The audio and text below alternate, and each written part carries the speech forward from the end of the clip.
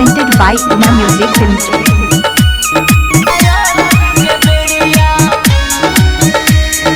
जल्दी से भौजी कला तैयारिया बीतल जाला रंग के बेरिया।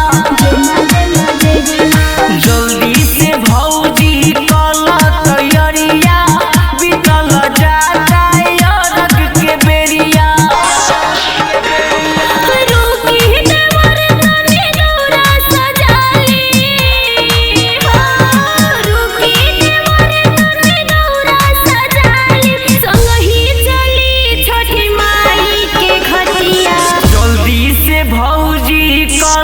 तैयारिया बीतल जाला रंग के बेरिया।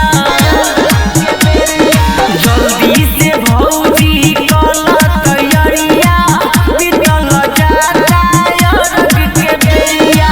चलो ना म्यूजिक बाय आकाश राय।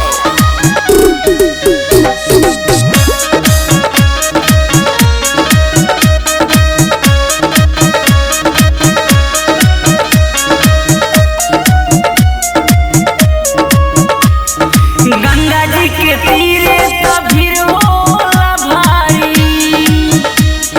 मिलके पिवैया दिहे अर्घ बड़ा पारी। 3 दिन से हम भूखल बानी।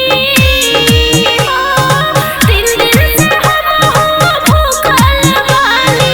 जोहत बनी छठी माई के बतिया। जल्दी से भौजी कला तैयारिया बीतल जाला रंग के बेरिया। जल्दी से भौजी कला तैयारिया बीतल जाला रंग के बेरिया। बोलो बोलो छठी मैया की।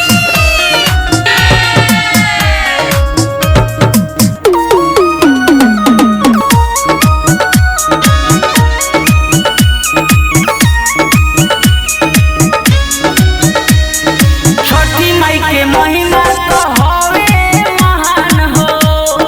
कमल विकास संगे जाने जहान हो। अनिल तोहरे मधु के संगे हो। अनिल तोहरे मधु के संगे निर्मल गई छठी माई के गीतिया।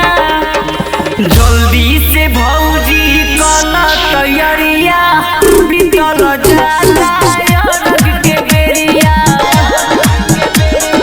जल्दी से भौजी कला तैयारिया बीतल जाला रंग के बेरिया।